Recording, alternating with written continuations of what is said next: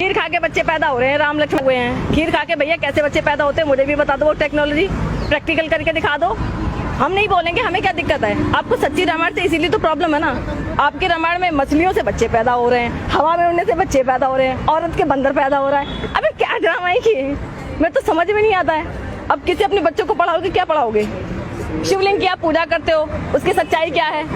अगर छोटी छोटी बच्चियां 1948 में कि बाबरी मस्जिद में भगवान राम प्रकट हुए और उनकी मूर्ति वहां रख दी गई, और उसके बाद आपने देखा कि 6 दिसंबर 1992 को बाबरी मस्जिद, जैसे मुसलमान कहते हैं शहीद हुई और हिंदू लोग कहते हैं कि हमने उसे ढा दिया कि कलंक के प्रतीक को हमने ढा दिया। उसके बाद ये मामला सुप्रीम कोर्ट चला।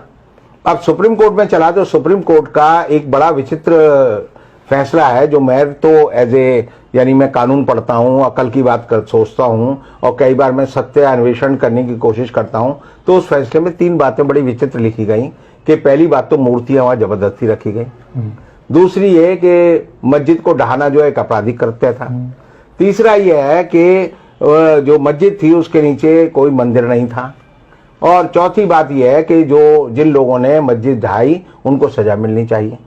और ये 4 बात कहने के बाद बड़े 5 विद्वान जो न्यायाधीश थे उन्होंने कहा लेकिन यहां पर राम मंदिर बनना चाहिए क्योंकि ये जन आस्था का विषय है। तो इसका मतलब यह है कि सारी बातें जो है सुप्रीम कोर्ट ने जो न्यायिक अपने तराजू पर तोली वो सारी गलत निकली, लेकिन वो भी जो है उनके मन में भी एक तरह से एक हिंदुत्व हावी हो गया और उन्होंने कहा यह मंदिर बनना चाहिए। अब ये सवाल है कि हिंदुओं के बीच में ये मान्यता 70 साल में बैठाई गई है कि भगवान राम जो है जिस जगह पैदा हुए वह वही जगह है जहां बाबरी मस्जिद थी, जबकि आप अयोध्या जाएंगे तो वहां पर 17 ऐसी जगह हैं जहां के मंदिर ये दावा करते हैं कि ये भगवान राम का जन्म स्थल है। मैं और बहुत सारे लोग जो अकल की बात सोचते हैं वो हमेशा कहते हैं कि राम जो थे कौन थे? राम दशरथ के बेटा थे। दशरथ कौन थे? दशरथ राजा थे। राजा का बेटा कहाँ पैदा हुआ? महल में पैदा हुआ। तो महल कहाँ था? जहाँ राम पैदा हुए वो महल होना चाहिए।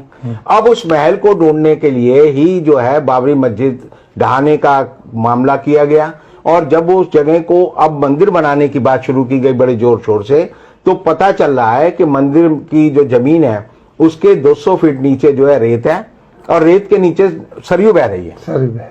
इसका मतलब जो है अगर हम ये माने कि 5000 साल, क्योंकि मानवीय सभ्यता का इतिहास ये बताता है मोहनजोदड़ो और हड़प्पा की सभ्यता के बाद कि आदमी ने सबसे पहले मकान बनाना जो है मोहनजोदड़ो और हड़प्पा में सीखा, और उसी के प्रमाण और अवशेष हमें मिलते हैं।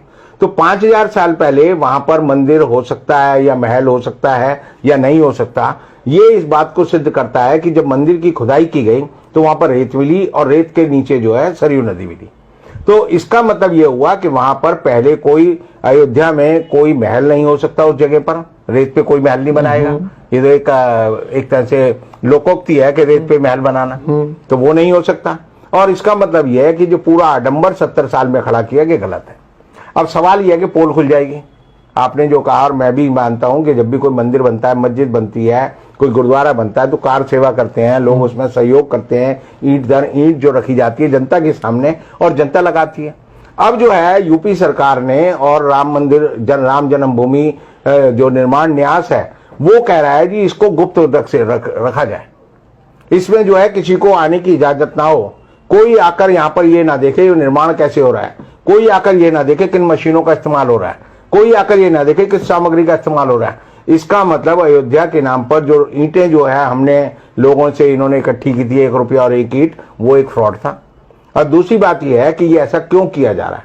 ऐसा ये किया जा रहा है कि जब 5 अगस्त को मोदी जी ने वहां पर आधारशिला रखी, शिलान्यास किया, भूमि पूजन किया, तो उसके बाद 7 महीने में वहां पर 12 खंबे खड़े किए गए, और वो खंबे जब खड़े किए गए तो जैसे ही वो खड़े किए जाते थे तो वजन से वो जो है टेढ़े हो जाते थे, और जब वो टेढ़े हो गए तो ये बात हुई कि भाई ये ऐसा ये किया जा रहा है कि जब 5 अगस्त को मोदी जी ने वहां पर आधारशिला रखी, शिलान्यास किया, भूमि पूजन किया, तो उसके बाद 7 महीने में वहां पर 12 खंबे खड़े किए गए, और वो खंबे जब खड़े किए गए तो जैसे ही वो खड़े किए जाते थे तो वजन से वो जो है टेढ़े हो जाते थे, और जब वो टेढ़े हो गए तो ये बात हुई कि भाई ये खड़े क्यों नहीं हो रहे। तो जब खुदाई की गई तो भूगर्भ वैज्ञानिक जिसे हम बोलते हैं उन्होंने बताया कि भाई नीचे तो जो है रेत है और रेत के नीचे सरयू नदी बह रही है। तो इसका एक प्रमाण यह है कि वहां पर कोई महल नहीं था, वहां पर कोई मंदिर नहीं था, वहां पर कोई स्थायी ढांचा नहीं था। और इस बात को छिपाने के लिए ये अब कह रहे हैं कि हम इसकी सारी बाउंड्री करेंगे और ऐसे बनाएंगे जैसे यहां पर परमाणु बम बन रहा हो, कोई राम मंदिर ना बन रहा हो, क्योंकि बड़ी गुप्त रखने वाली बात है।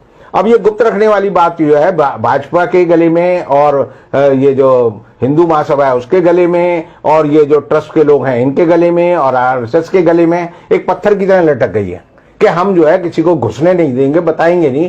क्योंकि अब ये जो है हिंदुस्तान के वैज्ञानिकों से और हिंदुस्तान की निर्माण कंपनियों की जगह जो है विदेशी कंपनियों का सहयोग लेकर एक ऐसा मंदिर बनाएंगे जो कि नदी पे बहता हुआ मंदिर हो या नदी की बालू पे बना हुआ मंदिर हो। और इसलिए उसको छिपाने के लिए कि ये जो है राम के नाम पे तो पत्थर तैर जाते थे।